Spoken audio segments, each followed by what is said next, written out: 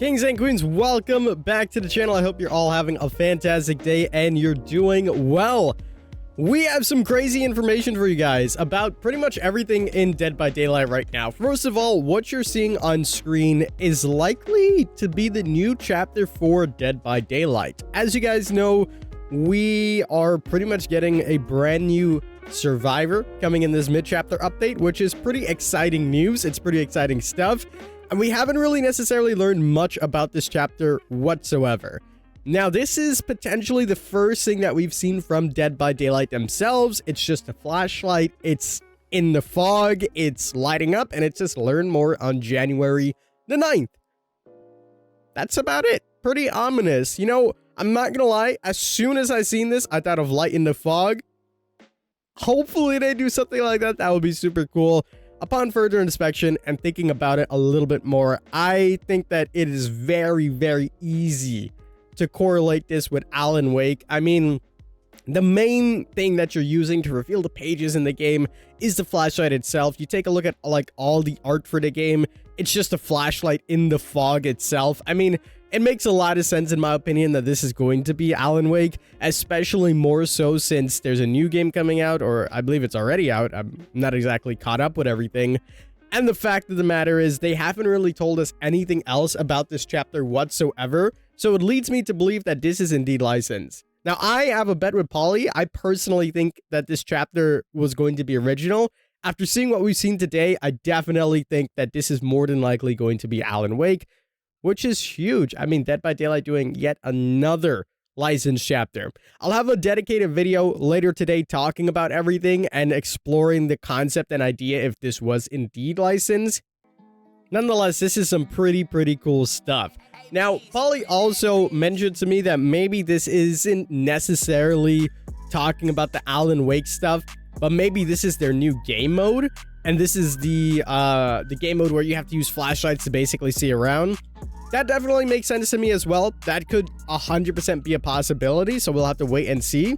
Nonetheless, I think this is a new survivor. Later today, I'm going to make a video talking about if it is indeed Alan Wake, what kind of perks will we see, how would that chapter potentially work out in the game, so stay tuned for that. Also, on the topic of plugging some things, we are live on Twitch. Hopefully we see you guys there, twitch.tv/theking. I'd appreciate it if you guys came on out. It's been a very long time since we streamed. Sadly, I had COVID, so I wasn't able to stream, but hopefully we'll see you guys there on today's stream. All right, next on the list is the developer update for January of 2024. There's actually a lot of juicy information in this one that we need to talk about. There's tons of changes that realistically I didn't even fully expect myself. So let's go ahead and break this down for you guys really quickly. First and foremost, generators are going to be getting an update. So generators themselves, as you guys know, they've been looking for a solution to 3 gens. That's been a big problem in the game for both sides, essentially. So they are going to change it. Whether you're here to debate if 3genning is, you know, a problem or not a problem, it really doesn't matter because they're going to be making this change regardless. So we just got to see what this change is. They said going forward, each generator can only suffer from a maximum of 8 regression events, where a regression event is anytime the killer and their perks removes at least 2.5% of the generator's progress in an instant. An indicator will show if the killer, if a generator can no longer be damaged. In the overwhelming majority of the games, this will not come into play. However, in scenarios where the killer is defending a set of generators and refusing to chase survivors, that will eventually come to a point where they can no longer damage the generator, helping bring an end to an excessively long match. Now, overall, this change seems okay on paper. 8, we'll have to see what that number does. I personally feel that 8 might just be a little bit less than normal, but I feel like they probably track statistics throughout all these matches to see what, on average, generators are being kicked. So maybe 8 is the magic number indeed, but we'll have to wait and see exactly what that entails. There are some other changes as well. They said the base damage from kicking a generator has been increased to 5%. This used to be 2.5%, and at least 5% of the generator's total charges must be repaired in order to stop regression. So there's a give and a take here. So you're not able to kick generators as much or slow them down or regress them as much. However, survivors on the other side have to repair the generators at least 5% before that regression stops. So you just can't just touch it and then it just stops the regression completely. So overall, this isn't too bad. I mean, in my opinion, it's a good pull on both sides, and we'll just have to see what ends up happening. Maybe this is something that's just going to be a staple of the game and we're going to forget about it tomorrow. But I know a lot of people are going to throw a big fit about it right now because obviously this affects hugely on both sides. But overall, I think I'm pretty happy with this one. And I can't wait to see. Next on the list. Oh my god, it's been such a long time in the making. The FOV slider is here. It's going to be ranging from 87, which is the default, to 103, which is Shadowborn. You know I'm going to 103 immediately. That's absolutely amazing. This is going to be in the betas tab. I am looking forward to that. Shadowborn and Monitor Abuse obviously have been changed, which we'll talk about in a second. But man, oh man, that's exciting stuff that FOV changes are finally here. Let's take a look at the Onryo. The Onryo is receiving some changes. We know that Onryo pretty much got changed. People didn't like it. They're now making some changes to make it more so what it used to be. So it says when the Onryo teleports, survivors within 16 meters of a power TV will receive a stack of condemned. The teleport cooldown has been removed, allowing her to teleport more frequently. And when a survivor is hooked, their current condemned progress becomes locked in, preventing it from being removed. The cursed tapes will no longer protect survivors from gaining condemned. Cursed tapes will no longer destroy or inflict condemn when a survivor is hit, and cursed tapes can only be disposed in further TVs when they are picked up. Demanifesting also has been changes. The Onryo can now chase survivors while demanifested. And finally, they said that the duration of invincibility while demanifested has been increased to 1.2 instead of 1. They've also made a bunch of changes to the add-ons. So yeah, this is basically to stop some of the playstyles that people were not happy with. And those are the changes for Onryo. So pretty much bringing her back to where she was with a little bit of extra changes sprinkled in. We'll see how that one plays out. Here's the big one. The Hillbilly is receiving some changes. We love the Hillbilly. All right, let's see what they're going to do. They said the controversial overheat mechanic is no more. Woohoo! Overdrive is a new talk of the town. As a Hillbilly uses his chainsaw, it will generate heat just like before. When the heat meter is full, not only will he continue being able to use it, but the chainsaw will kick into overdrive and gain the following effects for the next 20 seconds. The chainsaw charge speed is increased by 5%. The chainsaw sprint movement speed increases to 13 meters a second. And the chainsaw cooldowns are reduced by 10%. In short, heat is good. That's awesome. I mean, I'm really, really happy about this. So now you're not basically going to be out of your power. Instead, it'll be better. So that's really good. I'm happy about that. They said they're going to clean up some things as well. The base chainsaw movement speed has been increased by 10%. They reduced the size of the chainsaw collision detection, and the camera sensitivity is no longer incorrectly tied to controller sensitivity. And they also touched on some of the add-ons, which is really, really nice. So Hillbilly potentially restored to his former glory. We'll have to wait and see. That looks really good on paper, though. I'm really optimistic about these changes, so can't wait and see. Next on the list, the Blight's getting some add-on changes. It's been a long time in the making. Let's take a look at these changes. First of all, Blighted Rat and Blighted Crow have been changed.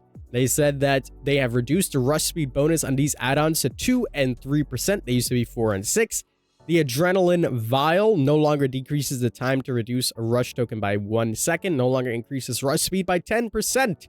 So those are going to get some changes as well. They said now the add-on instead increases maximum rush tokens by 2, increases the maximum rush look angle by 20 degrees, and decreases the rush turn rate by 55. Alchemist Ring, the notorious Alchemist Ring. Now, instead, what it does is increases restoration by 20% for each consecutive rush. Okay. That's quite interesting. I mean, it's good that it's been reworked. Compound 33. It says each consecutive rush, which is longer than 4 meters, increases your turn rate by 33%. And finally, we have Iridescent Blight Tag. which enables Rush to be performed without spending tokens. Rush becomes capped to 3 consecutive rushes, and Blighted Corruption goes on cooldown for 20 seconds after a successful lethal attack. Okay. Some interesting changes to the Blight. Obviously, these changes aren't going to be in the favor of Blight or Blight players because Blight is such a strong character in the game as is, so they're going to be nerfing him. So we'll have to wait and see what that entails, but honestly, there's still tons of great add-ons that you could use to the Blight, and if you truly do know how to use the Blight and you weren't relying on crutch add-ons, you'll be fine. Next on the list, we have perk changes. This is a big one. There's a lot of perks in here that have been needing some changes for a long time, and we're finally seeing them. Save the best for last. One of my favorite perks is being changed. Each token grants a stackable of 4% for the decreasing of the basic attack cooldown. This used to be 5. And 2 tokens will now be lost if the obsession loses a health state by any means. Now, normally, if you're playing a killer like the Hillbilly, for example, and you use that secondary weapon, the obsession, you won't lose any stacks for running Save the Best for Last. So people use this on Demogorgon, Hillbilly, well, not Hillbilly, but whatever the case was, people were using this perk and basically using the M2 on the obsession and the M1 on the basic non-obsessions. Now, essentially what's going to happen is no matter what, if you hit your obsession, they are going to be, you're going to be losing tokens. Now, there's an issue with this because more so, 4% is still there. It's still not as bad. People will still use it because it's just 1% different. However, more so than before, people are just going to completely avoid the obsession whatsoever. If you are already avoiding the obsession, you're just going to continue to do that. And this doesn't necessarily, help anyone that just came off the hook, things like that. So I think this might, in my opinion, cause a little bit more harm than actually benefits, but we'll have to wait and see. Maybe I'm jumping the gun on that one, but that's personally where I see it. Next on the list is Grim Embrace. They said that the first time each survivor is hooked, all generators are blocked for 12 seconds once the killer moves at least 16 meters away from the hook. So that's just a secondary effect that they're adding on top of the existing one. I like it. I think it's fine. Next is Quick Gambit. They said they've increased the range to 36 meters. This was 24. And they've reduced the repair speed bonus to 5%. This used to be 8%. Overall, it's all right. Next on the list is Hexed Ruin. They said that Hexed Ruin no longer disabled once a survivor is killed or sacrificed. So Hexed Ruin will just constantly work. However, with the update, I think Hexed Ruin is just going to fall even more down the list. Shadowborn. This one's been long anticipated to what the changes are going to be. They said with the new FOV slider being introduced, Shadowborn is now obsolete. So here's a new effect. When blinded by any means, you gain 10% haste for 10 seconds. Okay. Overall, I think you can combine this with a lot of the add-ons that certain killers have and maybe even stack them up. And this could actually be quite interesting to see in certain builds. I don't think itself it's going to be really, really good, but you definitely can make like an all-around haste build, and that could be fun. Monitor and Abuse is next. They said that they've simply removed the FOV adjustment from the perk and left the terror radius unchanged. So that's pretty much it. Nothing too fancy for that one. Finally, they said that Ornament is going to be getting an update.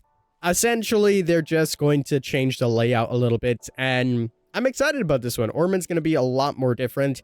I must say, personally, that this is a personal grievance that I have. Everything is becoming very regularly formatted, where it's like, and again, this is just me being me. A lot of the maps are becoming a lot smaller. A lot of the maps are now becoming essentially like a square, and everything is following this formula, which Unison is good. It's nice, but in some aspects to me, it feels like a lot of things are just more or less the same, like Eyrie of Crows, Garden of Joy, now Mount Ormond, all following a very similar format. And while this is nice to have good unison, in my opinion, it just feels like there's a little bit of lack of creativity. However, that's just me really nitpicking it. Mount Ormond definitely needed some changes, and I'm happy to see these changes, and I have to playtest them to give my full opinion on them. But there's a lot of unison, and I guess I don't like the unison that's always happening, for example. But that's just me. Finally, the last thing on the list is game modifiers. They said, whilst these will not be in the upcoming P2P, our first limited time modifier in Dead by Daylight, Lights Out, will be available to play in the coming months. Stay tuned for more information. So people are correlating Lights Out, which is their new limited modifier, to potentially be that little flashlight that we're seeing in that little teaser. So either tomorrow we're going to see Alan Wake, or we're going to see this Lights Out game mode. We got to wait and see. We have to wait and see, but that would be rather interesting. Either way, it's really, really leaving us on a cliffhanger until tomorrow. They said that we will see more life changes. Please join the community Discord on January the 9th at 9:30 a.m. That, my friends, is pretty much going to do it for this video. I hope you guys did enjoy the developer update for 2024. As I said, we are live on Twitch. We're going to be talking about more of this stuff. Hopefully you guys did enjoy. As always, I'm the king. I tip my crown to you guys, and we'll see you in the fog.